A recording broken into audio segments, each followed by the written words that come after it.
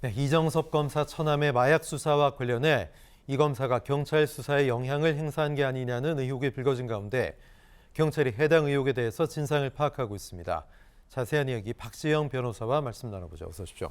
네, 안녕하십니까. 네, 이정섭 검사 처남의 마약 수사 관련 의혹, 한 인터넷 매체의 보도로 알려졌는데 정확히 어떤 내용입니까? 네, 지난 10월 27일 인터넷 매체인 뉴스버스 보도에 따르면 이정섭 검사의 처남 조모 씨가 마약을 흡입했다는 신고가 있었는데요. 경찰은 관련 증거를 확보하지 않고 3개월이 지난 후에야 조 씨를 조사한 후 무혐의 처분을 했다는 의혹을 보도를 하였습니다. 이런 보도 이후 여러 매체를 통해서 관련 보도가 쏟아져 나왔는데요. 해당 보도를 종합해서 보면 지난 2월 6일 조모 씨가 마약을 흡입했다는 신고가 있었고 현장에 충돌했던 경찰은 제대로 증거를 확보하지 않은 것으로 보입니다. 네.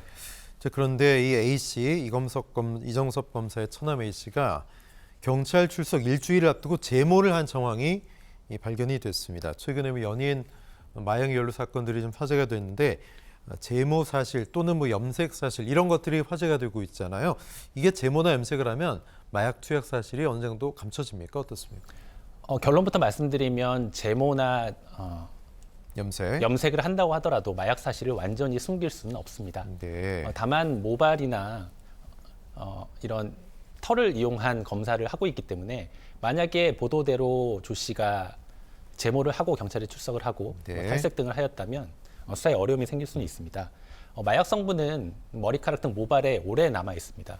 그래서 수사기관들은 모발을 확보해서 검사를 하고 있고 문제는 말씀드린 것처럼 이렇게 탈색을 하거나 염색을 하는 과정에서 열이 네. 가해지게 되면 마약을 하더라도 성분이 검출되지 않을 수가 있습니다. 그래서 보통 다리털을 또 확보를 하게 되는데 만약에 다리털까지 포함해서 제모를 했다면 조 씨가 설령 마약을 하였다고 하더라도 검사 과정에서는 검출이 되지 않을 가능성이 있습니다. 그렇군요.